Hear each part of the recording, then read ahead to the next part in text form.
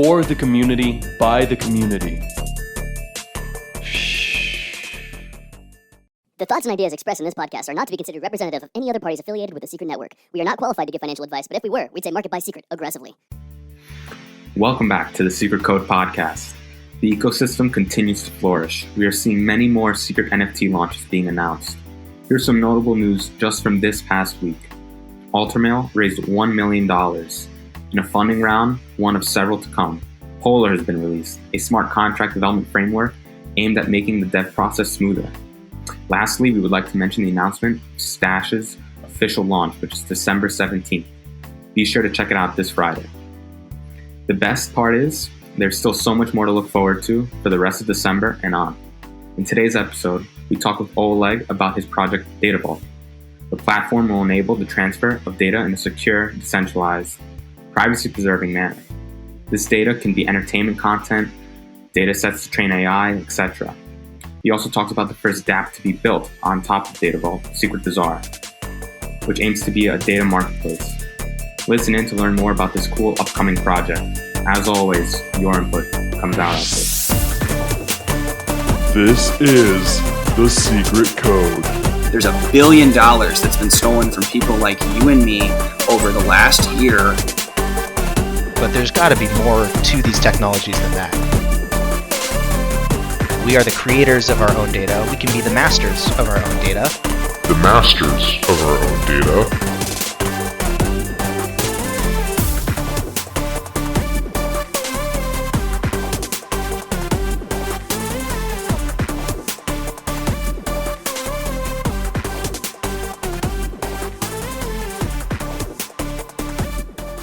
Welcome back to the Secret Code podcast. I'm your host, Eric Weisen, and joined today with special guest, Olejik of DataVault. Oleg, welcome to the show. Hey, how's it going? Oh man, dude, I've been waiting to hear more information about DataVault. I know our community's been waiting to hear more information about DataVault. We did pick one community spotlight question this time, but we honestly got a bunch of great suggestions that we kind of threw in the list here. So you guys have been working really hard in private. I love a lot of the team. I love the idea behind it. But who are you? Who's Oleg? Describe yourself for us. Okay, so my name is Olejik. I'm a backend developer as much as I remember myself. I have about 15 years of professional experience in the field. And that's it basically. And what are some kind of unique traits about you that you think describe you specifically? Oh, unique traits. Two things I can think of, that I'm very self-motivated, have a lot of will to make new things and grow up. And this is how it brings me to some great projects. Also, if I start doing something, I would bring it to the end. Okay, that's awesome. I know a lot of people. I guess sometimes myself, kind of like a Leonardo da Vinci type, like, oh, we love starting things and then it's kind of boring by the time it finishes. But especially in this space and when you're doing things professionally, you need to get that finished product. That's what's actually marketable. So that's wonderful to hear. But developing is really your passion? Yeah, it is. Cool. All right, really important question though. Are you a cat guy or a dog guy? A dog one. Oh, Paul's going to be so happy about that. I hate when Paul's happy. So Oleg, when did you first get into cryptocurrency? Well, the cryptocurrency. So most of the people, I came into crypto in 2017, the kind of big hype time. Everyone was speaking about it, so I could not stay aside. Then I started creating different Ethereum smart contracts like tokens and games as a side job and discovering the space. Yeah, that's awesome. I got in that hype train in 2017 and I didn't build anything. I just I made one tutorial back then for something, but I didn't made money from that. I kind of built for people because I'm a programmer, Yeah. It's what you do. But that's awesome. All the experience really carries over, and now you're dealing with private smart contracts and building use cases that couldn't even really be built out on Ethereum. So that's sick. And speaking of which, what really attracted you to Secret Network? How'd you find us? So how it started, I had an idea of decentralized private data market to create. I wanted to implement that somehow. So first I tried creating a P2P decentralized protocol, but the implementation required that the seller of the content would need to be always online. Later on, it turned out that this implementation correlated with some of the things Enigma worked on previously. Then I looked for another approach using some of Ethereum sidechain protocols, but this company's software was not working smoothly and had a lot of bugs. In one shiny day, I found the secret network in Google, and there's tutorials and software working. So I love their concept and documentation, and what's important, that it all suited my needs. So I started building on it. That's awesome. Yeah, a lot of the community, we always say like, yeah, we're the one with private smart contracts. We're the one with private smart contracts. And just saying that doesn't really make it work. But the fact that you're building it out, that Jackal's building it out, that Alter's up and running, like these products would not be functioning completely properly if there was an issue with the network. So we do have it live, and we are getting professional grade products releasing. And I'm really excited for yours. So why don't you walk us through DataVault? Well, basically, there is no really decentralized content market currently, but DataVault is much more than just a data marketplace. DataVault is a protocol that enables building a lot of different kinds of DApps on top of it. Let's call it like a backend API from the developer's perspective. So existing apps like YouTube, Periscope, Spotify, and a bunch of other content serving applications are subject to integrate with DataVault. It has unlimited opportunities, and one could easily develop and build new DApps and integrate with DataVault. There is a rev share model for the content managers as well. The content managers, I mean the DApps that will build on top of it, as well as incentivized DABA token minting per order. Means that these DApps, these content managers will get as long as rev share with us on the commission of the sale, and they will get also rewards from the protocol itself. So DABA token stakers share the revenue from DataVault. Means everyone that has DABA token could stake it in the DataVault, and they all will share the whole commission from the protocols. And we have a new DApp that we made, a secret Bazaar. It's a first Genesis DApp that is built on top of the DataVault protocol, and it will basically serve as a simple sell, buy, and view private data marketplace, and it will not be indexed. Means only ones who get a link could come and buy or sell its data, buy the data. That's it, basically. Okay, so this is fascinating to me. One of the things that really tied me in the 2017 hype market was the idea of, Web 2's built out to make advertising hyper efficient, but Web 3 is going to make so much more, like so many more things that are actually more important and efficient, such as data sharing. And this is now we're finally starting to see it get built out with things like this. So you talked about two things. You talked about DataVault being an open data marketplace, and then also Secret Bazaar being one of the applications built on DataVault, but not the only one. I mean, anybody can. You said YouTube, Facebook, all these places. That is very, very cool. Why would somebody buy data? Like what are some of the like actual use cases? Like we think of marketplaces like, I buy shoes.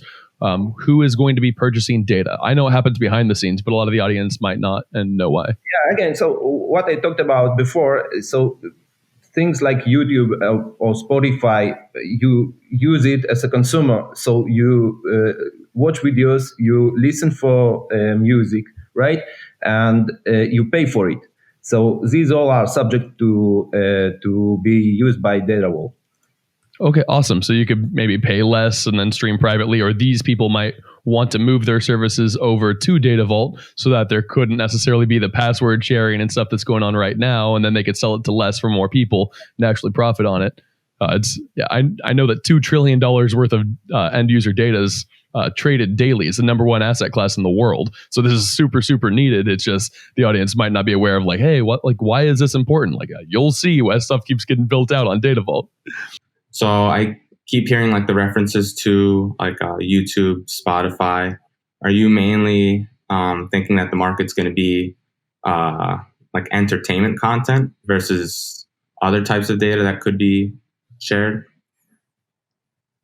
Like out of the gate, or do you think that more people outside of even just like who would be using DataVault for their entertainment content would also come?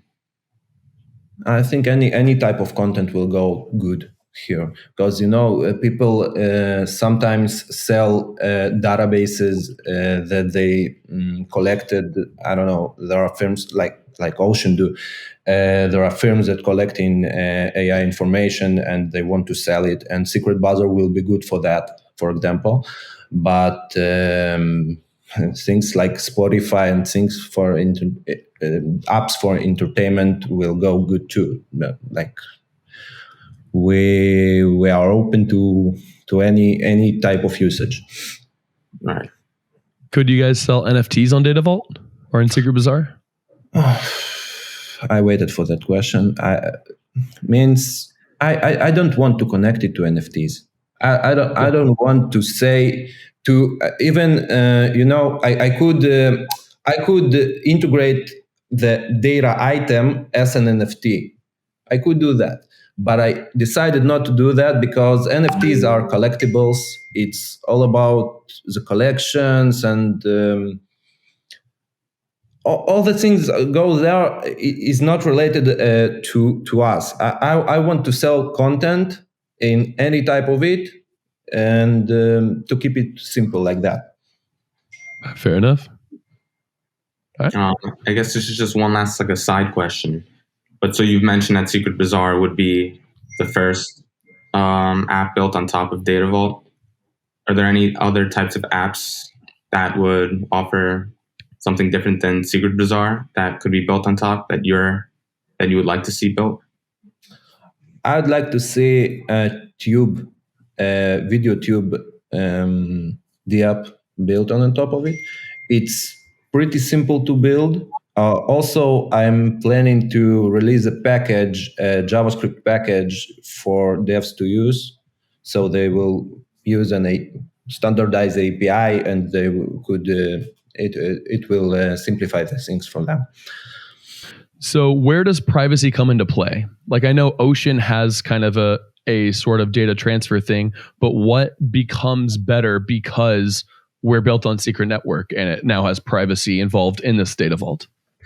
As I mentioned previously, there are no competitors of that level of proficiency and software to bring such a platform as Secret Network. And where a protocol needs to have encrypted private data, but yet being a distributed decentralized network, Secret Network is an ideal place to come to. Okay.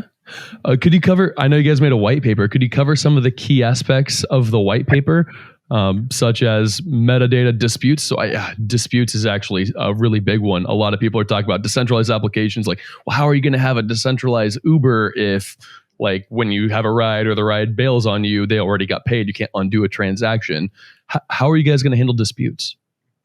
Well, so regarding disputes, nobody can actually, the machine couldn't dispute. So you need to have people disputing that. So disputes work the way that every buyer can dispute the integrity of any bought and not already verified item. There are a list of curators that come in to help and check the proper description of the item against its content. So need to mention that this option could be switched off, so the item disputes will be disabled.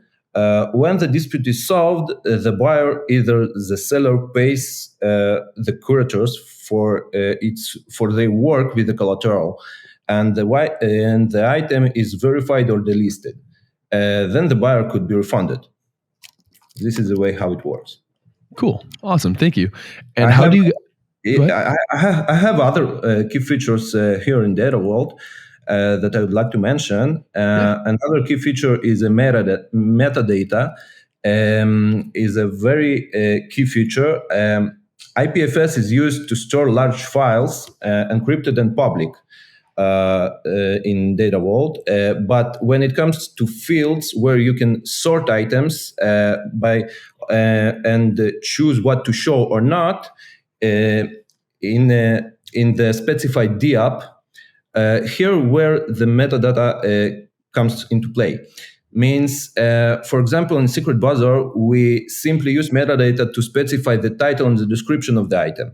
But there are much more complicated cases where you'd want to filter only items uploaded by your specific dapp. So you can place a tag that is unique for your dapp, for example. The metadata is not limited, and basically it's a key value pair database for each item. So it could be used in a lot of various ways. Another key feature is scoring. We have 3 different types of scores: buyers, sellers, and item score. The buyer has a weight. The more he is involved in the protocol, the higher his voice.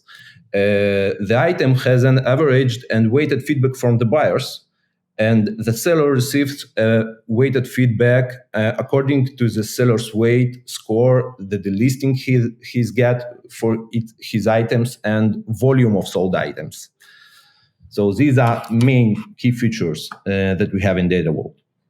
So you're talking about this scoring based on like the history. So kind of like on Uber, like you'll rate them 5 stars if what they sold you was exactly what you want, kind of thing. Yeah, you rate each item per with a percentage, some percentage from 0 to 100, cool. And the protocol calculates it for your score, the buyer score, or the item score. That's awesome. It also depends on the price of the item. Means that even if somebody bought something for $1,000, it will weight more than $1 purchase. Okay. Can you sell a specific data set to more than one person? Sure.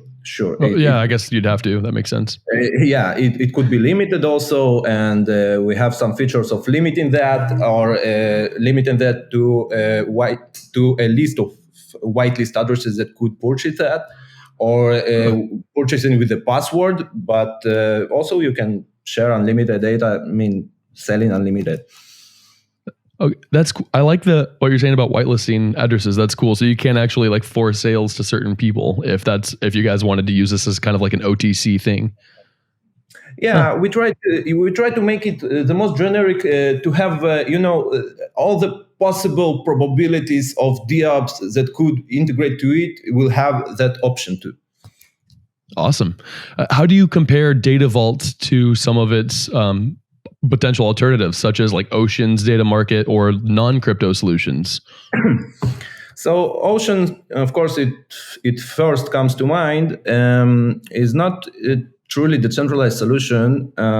As I understood it, the encrypted part of it is centralized, and they also considered using secret networks. So it's a bit funny to use them, to compare to them. Also, we don't see ourselves as a data market, only a data marketplace, but we see ourselves also as a paywall and subscription management service. Means behind that paywall, there could be a book, song, or movie. It's not only about the data for AI or anything else. Also, the transactions in Ocean are publicly viewed in contrast to DataVault. What's regarding centralized solutions, such as Netflix and Spotify, is that DataVault is fully decentralized, and it uses IPFS to store the items. Also, we can use with DataVault any other solutions than IPFS. As you know, you have more solutions, and we can already integrate that. For storage, we use that, and for the payment gateway, we use a secret network. So it's fully decentralized, and it's an advantage. It's a huge advantage. Yeah, I've used a little bit of storage, Filecoin, SIA, and Filecoin IPFS is the best experience that I've had so far with data storage. I know Fartles is using them, a couple other ones native to Secret Network. But yeah, I love what you're saying about subscription models. I've talked a lot about like NFT stuff. Like, hey, if you guys think that content's going to be made on NFTs, Secret NFTs are the only ones that can actually allow subscription models, because you can give masked access instead of just access and have to constantly change the link and then mess up all your subscriptions, because you can't do the whole Netflix password sharing. So the fact that that's just one of the many things you guys offer is really cool. It seems like it's going to be a full, robust suite of availability. I'm excited, dude. Can you explain the purpose of the DAVA token? I know you guys are dropping a token. How is that going to be used, and how is it going to capture some of the value you create? Well, it's the most usable token I ever met before. So yeah, DAVA token it will be a governance token as usual, which will give an opportunity to vote for proposals. Then it is used to be a curator. So with a minimum amount of tokens, you will be able to be a curator and to check the integrity of data and to get a revenue from that. And it's a pretty much big revenue. It's about 30% of the purchase. And then you could stake its token into the protocol, into the DataVault protocol, and to rev share all the commissions of the protocol. Awesome. So we can get DAVA, stake DAVA, and then be curators. Like, we're like, hey, yep, this checks out. You can send it through. Also, I would like to mention that for content managers, like the DApps that will be built on DataVault, the DAVA token will be distributed alongside with the rev share model, alongside with the commission they will get from the purchase. Some of the DAVA token will be distributed to them, and they could take this token and to stake it again to the DataVault protocol. And even if they don't have any transactions, they will receive rewards from the protocol. That is awesome. Well, you heard it here first. Get a premium Secret Code podcast membership here on DataVault. Sure. All right. We have come to our community spotlight question.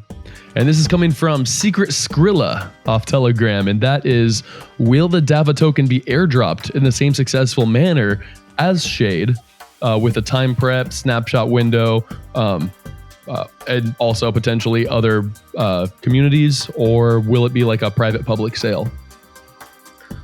Well, what I can say currently that DAVA will be airdropped, and it will be airdropped as fairly as could be done. More details on it to come. All right. Love me a good airdrop. I'm going to get some DAVA. And thank you, Secret Skrilla, for that question. We'll send you 2.5 secret, or if you prove that the Secret Code podcast node is your top delegation, we'll double it up to 5, and we'll be getting in touch with you shortly. All right, back to DataVault. Who's on the team? Have you guys gotten grant funding from the ecosystem? Like, how are you guys pushing this through? This is huge. So we did a successful grant funding process. I was working with a couple of guys during the way, but mainly I led all the process myself. I'm looking for funds and expanding a full team to make DataVault what it should be. That's it. That's awesome. I totally relate. Let's see. Can you talk about some of the current deliverables of the projects? Like what features or user interfaces and experiences could we expect off the gate? Do you guys have like a design team? Well, the protocol is already ready and it's in beta testing stage. So all the above features we talked about are already implemented and will become to mainnet very, very soon. Also, the secret Bazaar is in testing right now. So you will see it very soon. Awesome. Will the secret Bazaar have... it wouldn't need its own token, right? It's just going to be a place where people can sell data. It's just going to be like one store on it. Yeah. Cool. And what is your approach for marketing? How do you guys plan on spreading this out? I love having you on the podcast, obviously, but are you guys going to be maybe targeting like companies that are offering subscription models, or companies that sell sensitive data, or are you guys going to be trying to market more to end users? Well, when we will need to do all of these. We want to target the content managers, the platforms who already sell their content centralized. Once we bring good, sufficient content, it will bring consumers to the market. Users from outside of crypto will come to our project because we are not specifically targeted on crypto. We targeted on content, and everybody consumes content. I guess that's it. Absolutely. Will there in the future be a DataVault mobile? Yeah, of course. Once it's available. Yeah, we need better mobile wallet functionality, but I can't wait till we get to start using all these things on mobile. Yeah, I guess it's not about the DataVault. It's more about the implementation of Kepler and everything about the front end. Fair enough. All right. You've made it to the viewing key. All right. What was the very first committee in our ecosystem? Was it A, the International Growth Committee, B, the Design Committee, C, Education, or D, Awareness? I guess it was Design Committee, but I don't know. Yeah, I guess. That is incorrect. So this one actually, I couldn't actually pull information up on this. I just kind of remember because I was here around at the community for a long time, and Awareness was the first committee that we spun up to try to do kind of a community-led marketing type stuff. And that's where we got Brendan Kittredge on. He's awesome. He was one of our first guests on the show. Got to meet him in person recently. We went down to Miami for the conference, and great guy, and they have been doing a wonderful job. And so they've been uniting secret agents all over the place and getting our own pushes. Obviously, we have our own marketing director we just had on the show last week, but it's a way for all of us to get involved. So if you're listening to this episode and you haven't signed up as an official secret agent yet, go ahead and do that. Go to scrt.network/agents, fill out the form. They'll put you in touch with kind of the right people to make sure that you're that you're contributing where you can and getting paid a little bit for it too. So thank you to the Awareness Committee and all the great work you guys are doing. So what can we expect for the future of DataVault? Where can this end up going? What's this going to be 5 years down the road?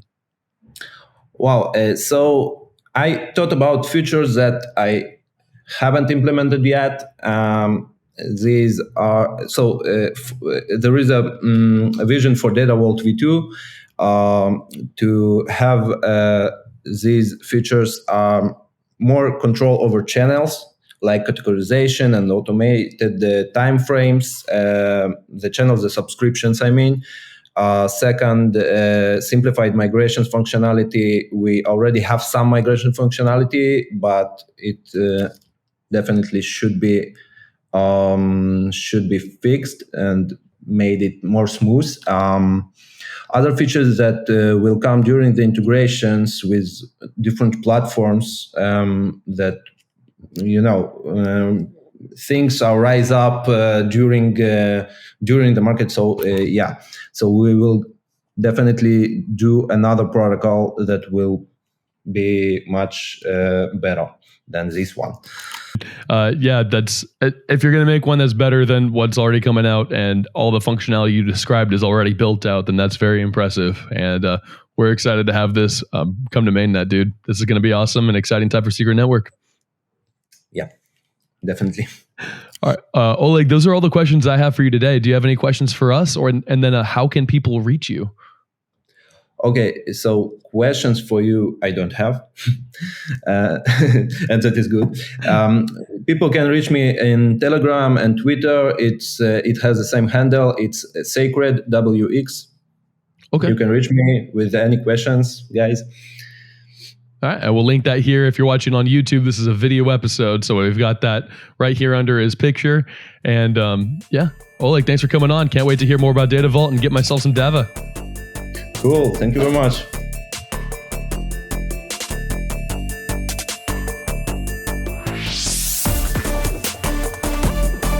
Thank you for deciphering the secret code. For the community, by the community. New episodes every Sunday. Secret Sunday.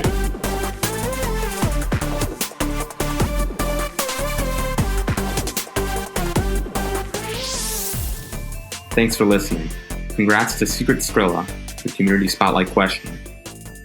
The reward for this week comes out to 2.5 secret. If we are his top delegation, then it is 5 secret. Don't forget to like, comment, and subscribe. If you have any suggestions for potential guests, please mention it in the comments. See you next week.